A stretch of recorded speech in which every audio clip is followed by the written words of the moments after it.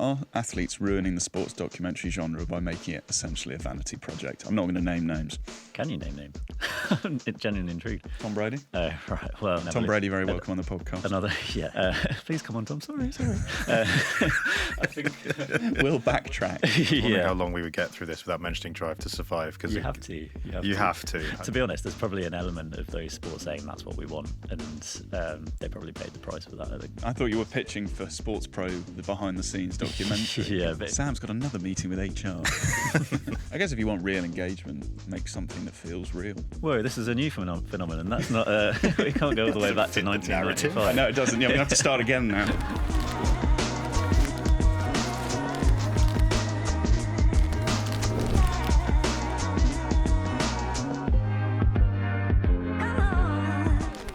Hello and welcome to the SportsPro Podcast. We got a taste for them during the first lockdown, gorged ourselves in the second lockdown, and came back for more at the end of lockdown. Will our appetite for sports documentaries ever be satiated?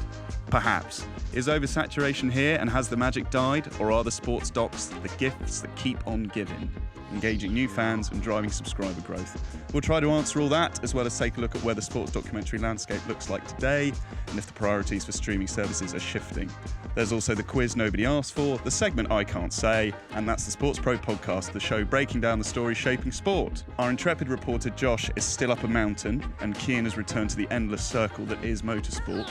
But rather than dip into the transfer market, I've adopted a 1-1 formation. Playing out from the back, I've got SportsPro Head of Editorial Sam Carp. Hello, Sam. Hello, Ed. And we've got the big man up front. It's SportsPro Technology Editor Steve McCaskill. Hello, Steve. Hi, Ed. With that intro, I thought you were going to talk about the sourdough starter kits rather than docuseries. You know, the lockdown references. It's another bit of product placement, and we're barely a minute in. Oh, that's another episode, isn't it? You know, what else? What else do you remember? What should we bring back? Puzzles for me. I went pretty big on jigsaw puzzles during lockdown, but it's quite sad actually. And Madden, NFL Madden. Not the worst thing, I suppose. Yeah. But one thing we did, I think we can all agree, we did go big on sort of out of choice, much out of choice, and just because there was nothing else to do really other than jigsaw puzzles and watching. I think at one point I was watching marble racing. Happy memories. Oh yeah. That was, I'm sure, like 1 million plus viewers, surely at least for the marble racing. And I was one of them. No regrets. But anyway, sports documentaries has been a thing for a while. My favourite is actually from 1995. If anyone's wondering, we can. Whoa, this is a new phenomenon. That's not. We can't go all the way back to 1995. No, it doesn't. Yeah, we have to start again now. Yeah, but I would be interested to just hear from you both. Why did sports documentaries become so popular in the first place? What was the catalyst? I know I was being a bit facetious earlier. Obviously, it wasn't just COVID. There was a time before it, believe it or not. I think there was an aversion to doing sports documentaries historically. That's not to say they didn't exist. I think the real catalyst really was ESPN 30 for 30, you know, paying that much attention to the form, to the genre that had been underserved, not so much in the US, but definitely elsewhere. I think, you know, for example, you didn't see Sky create any kind of long form documentary series until this whole trend started. And I think it was just the type. I think you can make a distinction between a traditional sports documentary. You know, even today I was reading about one that, you know, followed Gary Lineker when he went to Spain in the late 80s, and this new docuseries format, which I think is a combination of things. I think it's changing viewer preferences. They want more behind the scenes looks, and then also, you know, all jokes aside, we said at the start, they arrived during lockdown, which people had time on their hands, and there wasn't a lot of sport happening, and I think that was just the catalyst for this current trend that we have. One of my abiding memories of the start of one of my abiding memories from the start of COVID was the various press conferences being holed up in my flat and watching The Last Dance. They sort of seem very interchangeable. Like The Last Dance is one of my abiding early memories of COVID. So even when I rewatch it, I just sort of get a weird flashback to it. Yeah, well, that was timed to perfection as well, wasn't it? Did they purposely do that, or was it? It's a complete accident, and it was, again, we're talking about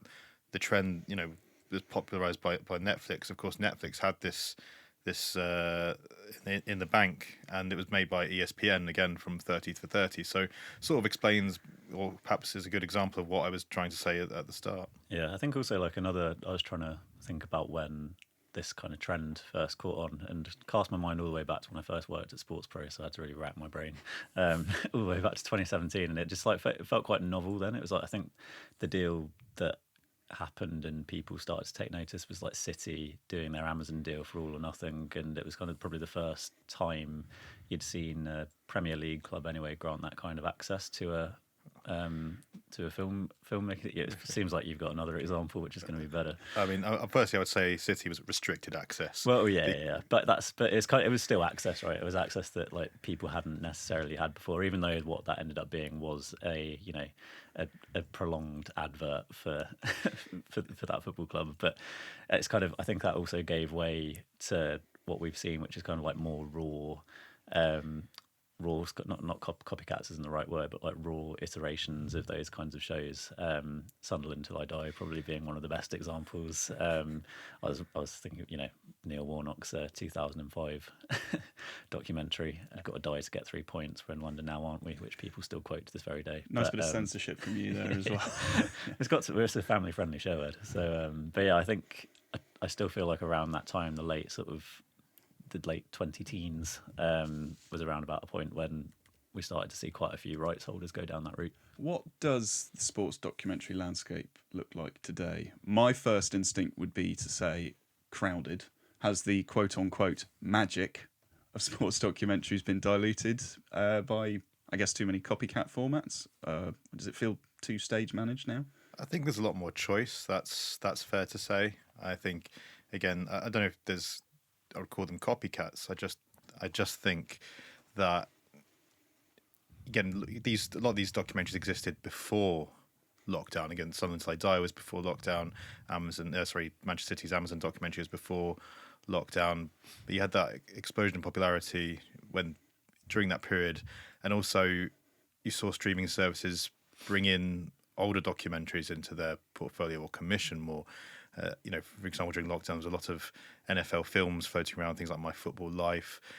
So I don't know if it's a case of it's diluting the magic. I certainly think that the novelty of having such unprecedented behind-the-scenes access has gone a little bit, and also I think the subject matter they're also a bit more wary of what they should do on these documentaries. But again, Something Till I Die is the best one because they had no editorial control. The production company could do whatever they wanted, and that's probably why it is still the single best example. So I think the novelty's worn off. I don't know if the format is tiring as such. I just think there's so much out there now because it's proved to be so popular. Excellent. I think so. I was just going to say, I think one. I think part of it has worn. I think there was one catalyst that we probably didn't mention, which was Drive to Survive, and I think quite a few sports looked at the success of that show and thought, "Oh, I want a bit of that. I want to just, if I create work with the same production company in box-to-box films, do a behind-the-scenes docuseries, I'm going to have the same audience growth that Formula One has. I'm going to have the same commercial growth on the back of it as well." So I think we saw. I think that I remember a flurry of like maybe 3 to 4 months where you had quite a few sports all announced that they were going to be working with box to box on a Drive to Survive style documentary, and they were all kind of sports which were kind of struggling, and you'd typically associate with needing to reach new audiences. Maybe not all of them, but rugby, for example, athletics was another, with sprint.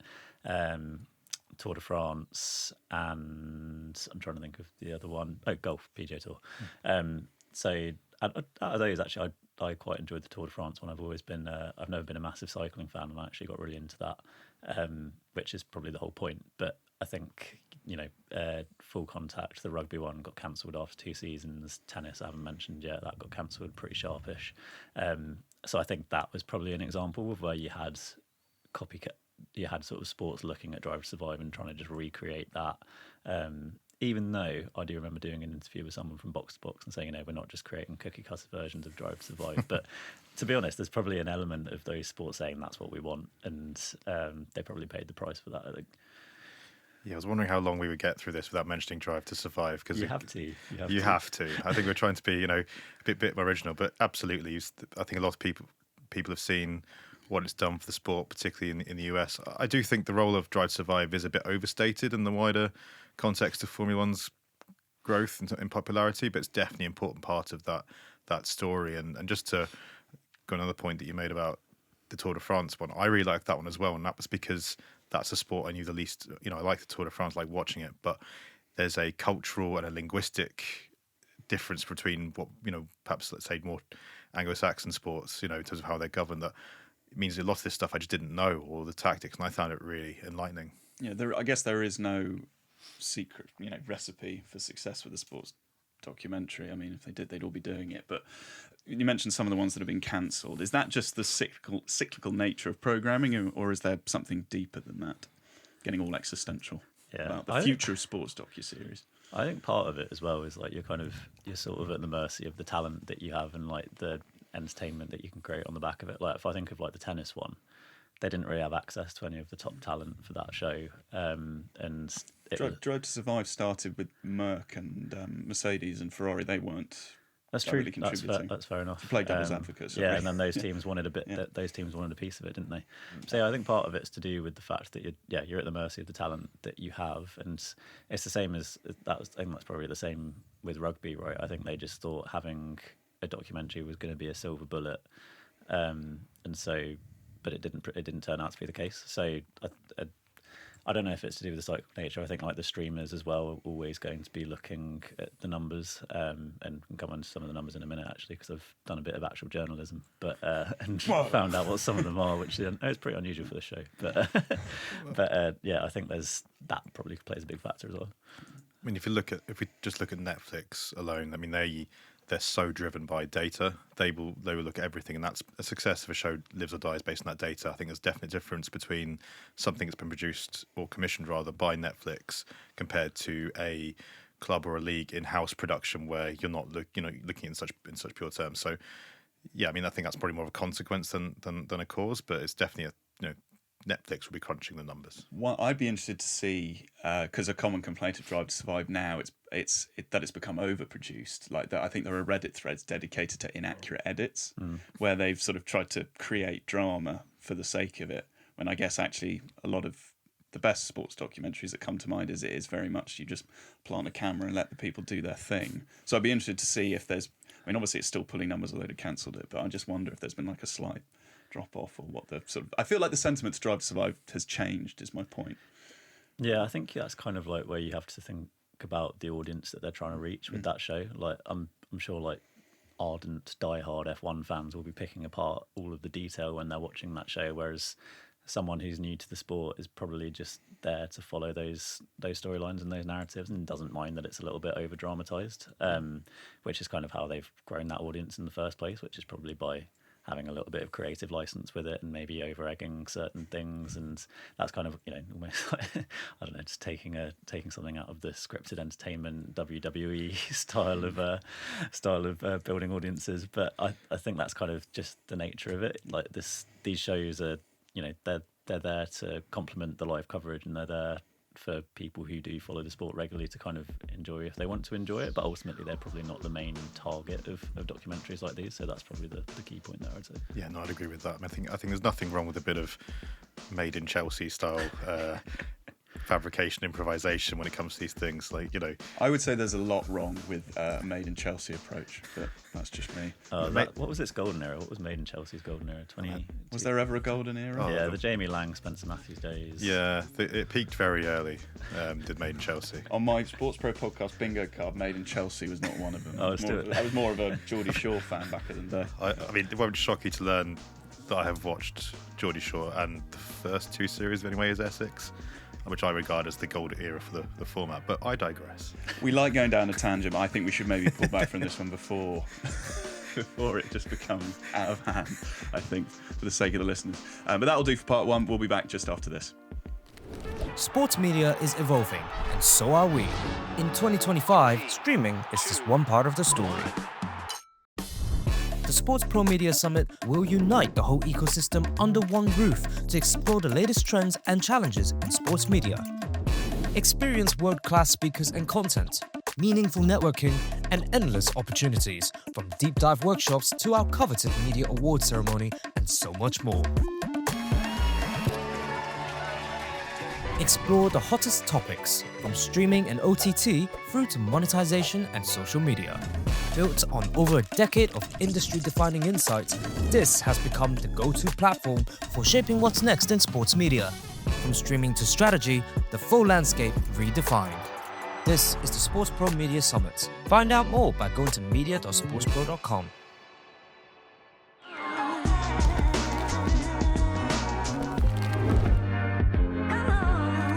Welcome back to part 2 of the SportsPro Podcast. Sam, obviously your job requires you not to have favourites. If it did, I'd be in serious trouble. But I want to know, what is your favourite sports documentary? My favourite sports documentary? I mentioned it already. the new Warnock one. But if I was going to say a more recent one that I've actually binged.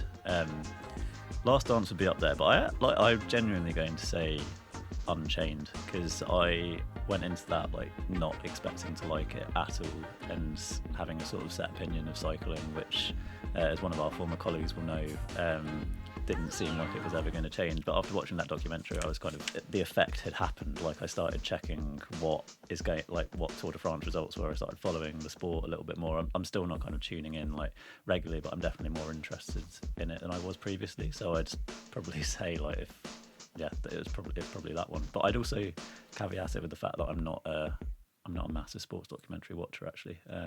More of the live stuff. Yeah. And for you, Steve, my £600 life doesn't count.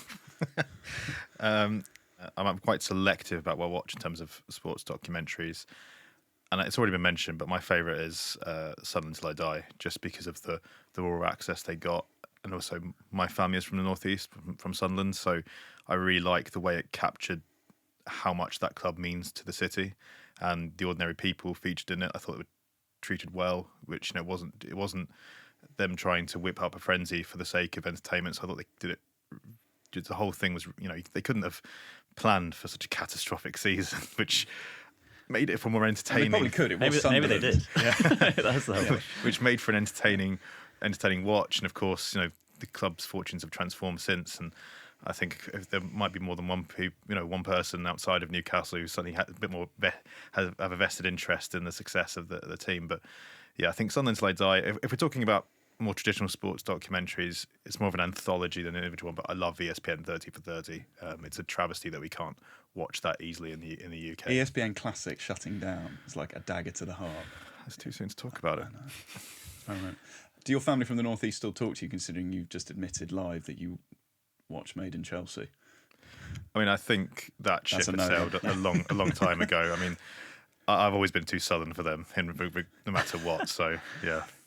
We've seen the likes of Netflix get more involved in live sport, which we cover at length on the SportsPro airwaves. But I'd be interested to hear, Steve, how's that going to affect sports documentary output more broadly from major streamers? Are we going to be seeing less of them as budget gets diverted elsewhere? In terms of traditional docuseries format, you might see that format perhaps evolve a bit. I also think you look at the streamers now, one of the reasons these things existed in the first place was because Netflix didn't want to acquire live sports rights. It saw it as a way to attract sports fans without having premium rights that it regarded as too expensive, too fragmented from a geographical standpoint, and didn't really have a very long shelf life, because the minute it was broadcast, it lost most of its value. So perhaps you could see Netflix renewed interest in live rights eroding that. Same with Amazon, Disney, whichever way you want to frame it.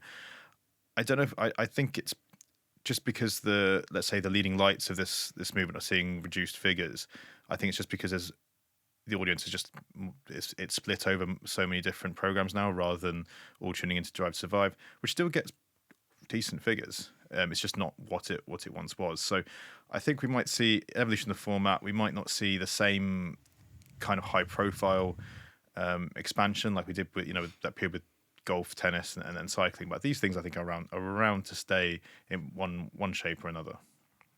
Yeah, I weirdly think that we might actually start to see a bit of a push into sports documentaries around the stuff that we write about. I think there's more of an interest to see kind of how sport works behind the scenes and stuff, because at the moment it's very much been focused on the kind of playing side, on pitch stuff, dressing room access, whereas your average sports fan now is very much more attuned to is more interested in the business side of the sport. And if there's kind of, I don't know, I'd imagine that's another level of access, right? Giving people access to those boardrooms. But I thought you were pitching for SportsPro, the behind the scenes documentary. Yeah, but box to box on the line. Yeah, but if you look at like there's a Dallas Cowboys documentary that just came out. Like Jerry Jones features pretty heavily in that. Like I wouldn't be surprised if we started to see a little bit more, going towards that kind of ownership side of things, and like owners kind of starting to want to have more documentaries about them, which I know there's an element of that, and like Sunderland Till I Die, there was a bit of that in there.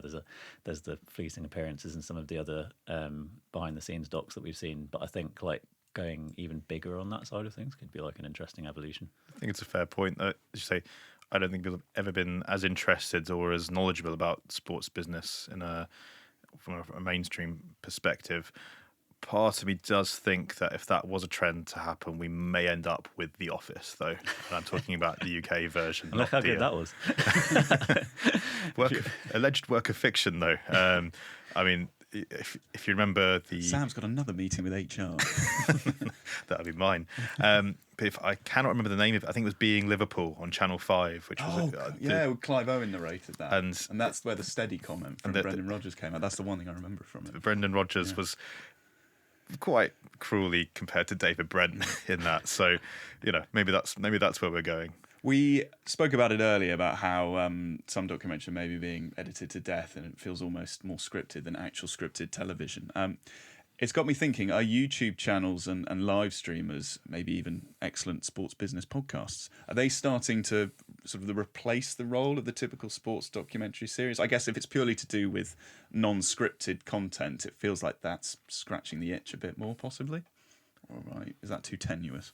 I think you've seen clubs, teams become more comfortable and more sophisticated in how they work with influencers, not just from, let's say, real type, as in the Instagram real type content or TikTok, but also things like live streams. A lot of properties now work with things like Twitch or live stream broadcasts. So I think working with influencers might give them access to a different audience that wouldn't necessarily watch one of these things in full, similar to how lots of people only watch sport via clips on social media rather than watching full games. I think, and also they can control the narrative a bit more. I think it does feel like influencers, they see these as partnerships, not as covering it from a an objective point of view, that they want to create something that's as entertaining as possible. They're not there to get to the bottom of anything, per se. Sam, are athletes ruining the sports documentary genre by making it essentially a vanity project? I'm not going to name names. Can you name names?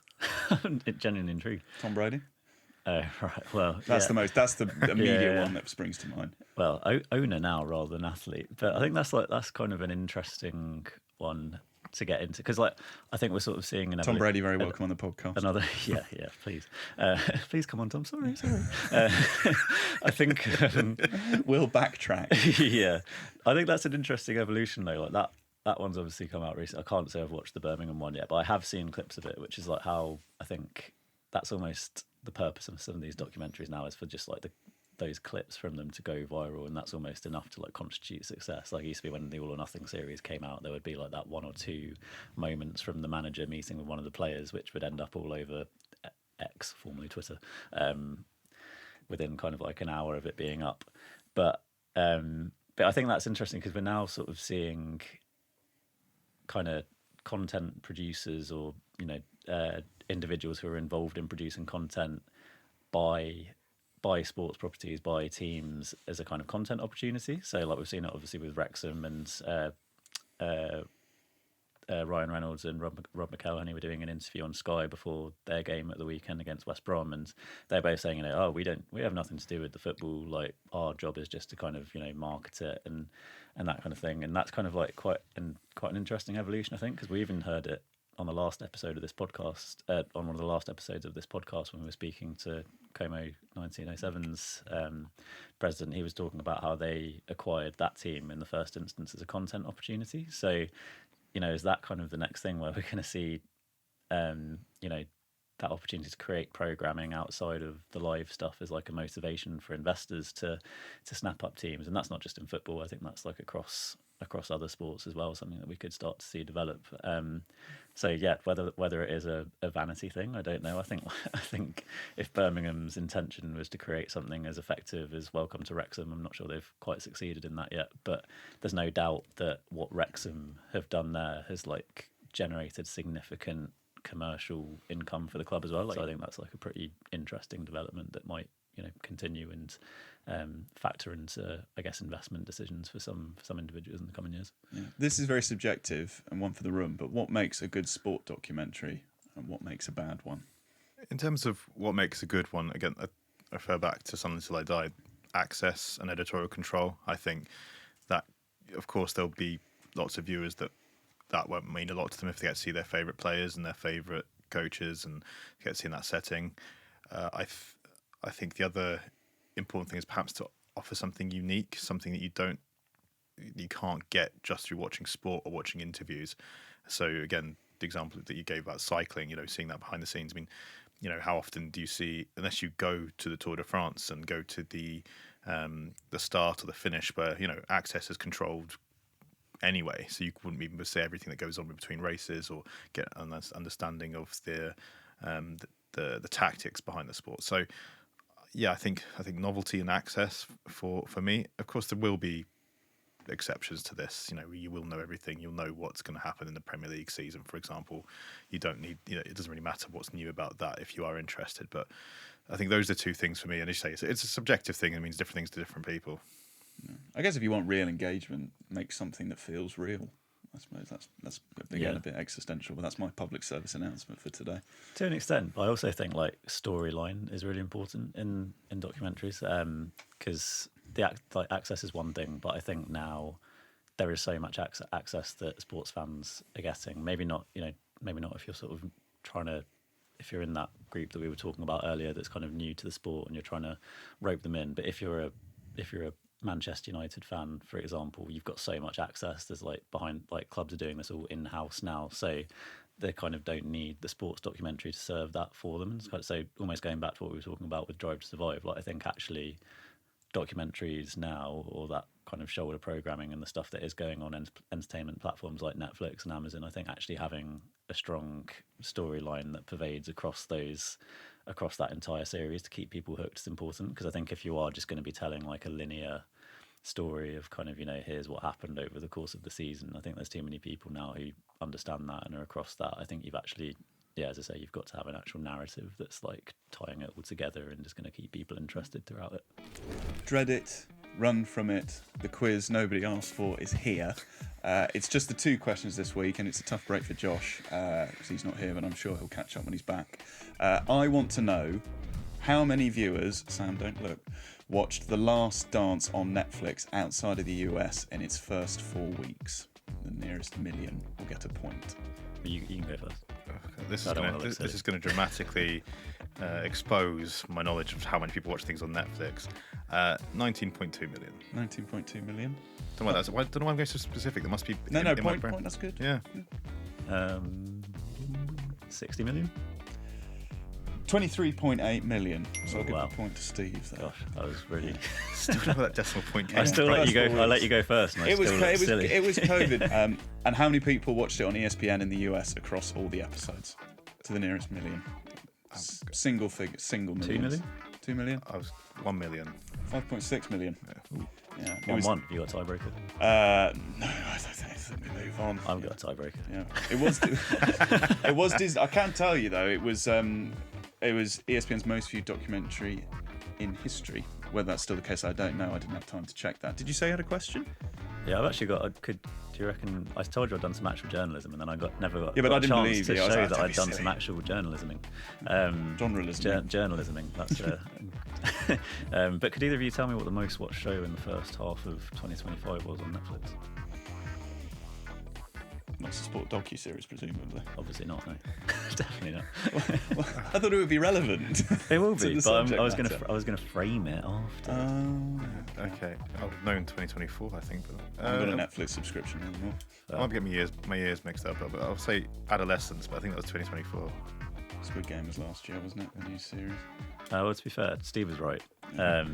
And Squid Game was second. So, to be fair play to you both. You can. I'll have a point and I'll win the quiz. Yeah, I don't get great points. tiebreaker. Yeah, I have no idea what the scores are. I know producer Dano is keeping count of like a master score, so maybe at the end of the year we'll have like a prize or something. But just to frame it in context, like Drive to Survive, first half of 2025, 75.7 million hours viewed, 10.4 million views. First half of 2024, 11.6 million views compared to that 10.4. So it has gone down, but like I still think 10.4 million views for a show that's now in its 7th season is pretty strong. So like if we're ultimately like talking about whether there's still value in these things, like you probably only have to look at that and say that's still a very sizable audience. Yeah, definitely. If you look at the wider data of Netflix, look at the drop off for how many seasons that Netflix believes it needs to have for it to be have continued popularity. It's like 2 or 3. So 7 seasons in that context is very impressive. Now it's time to get you up to speed on the all-important headlines from the wider world of sports business. He was rested last time, but he's back with the segment I Can't Say. It's SportsPro's community lead Chris Stone with the Sports Biz Blitz. Thanks, Ed. My name's Chris Stone. I'm the community lead at SportsPro Media, also the co-host of the Streamtime Sports Podcast. And today we're back with the next episode of Sports Biz Blitz. But as you'll notice, we're on the road. We're in my ends, Woolwich Arsenal, home of Arsenal FC, the Cannons, as you can tell behind me. On the last episode of Sports Biz Blitz, our 30 seconds where I give you all news and no fluff, my colleague Josh Sim tied my record. But today, I'm here to reclaim my crown. If you come for the king, you better not miss. Now let's effing go. Kicking things off, Nike provides WSL players free boots in their expanded partnership, while Buffalo Bills starting quarterback Josh Allen announces he's leaving Nike for New Balance. Speaking of leaving, Tottenham Hotspur's Daniel Levy steps down with immediate effect. Lots of financial movement. Rugby Australia clears their debt after pocketing 120 million Aussie dollars from the Lions store. ICC Women's Cricket World Cup offers a record $13.88 million prize pot. New York Giants sell their minority stake to Julia Cook for a record $10 billion valuation. McLaren Racing are valued more than £3 billion after selling stakes. India and Nigeria bid to host the 2030 Commonwealth Games, while the Rugby CEO urges men game to follow women's from fan engagement. NBC records record advertisement in Super Bowl inventory. I don't think you're going to count that one. Did I beat the record? Come on, tell me I beat the record. You didn't beat it. You know what? I can't lie. I just didn't feel it. There you have it, folks. I couldn't beat my own record. I'm tied with Josh. That was this episode of the Sports Biz Blitz. It's time for me to pass the baton on to the next challenger. Who's it going to be? You'll have to stick around and figure out next time. But until then, it's been fun.